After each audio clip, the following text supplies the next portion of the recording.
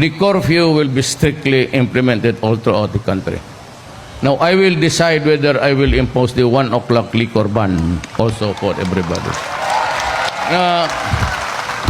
We cannot be forever drinking and forever merrymaking. You know, when we take into custody a child or children, we are not in the process of arresting. We are taking into custody the child to protect him from harm.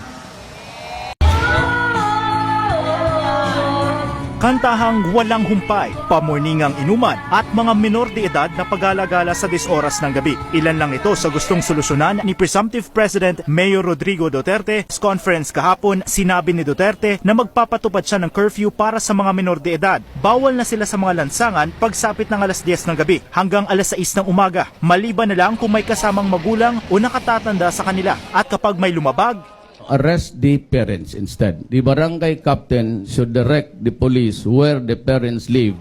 kakausapin din ni Digong ang mga lokal na pamahalaan na ipagbawal ang pagvivideoke mula alas 10 ng gabi. At gaya sa Davao, plano rin niyang ipagbawal ang pag-inom ng alak sa mga pampublikong lugar simula alas 2 ng madaling araw.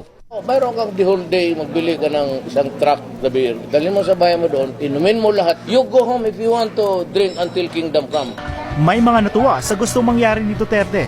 Pag magbibideo okay, tapos pangit yung boses, magti-trip na yun, away-away na yun. Nakaka-istorbo, nakakabulahaw na yung iba kasi sobrang lakas ng video okay. 46 na minor de edad naman ang dinampot dahil nasa lansangan pa ng 10 oras ng gabi. Agad silang pinalaya matapos sunduin ng mga magulang. Ayon sa pulisya, nasa warning phase pa lang sila ng Oplan Rodi. Pero babala nila, seryoso na nila itong ipapatupad sa mga susunod na linggo, kabilang ang pagpapakulong sa mga magulang ng mga batang lalabag sa curfew.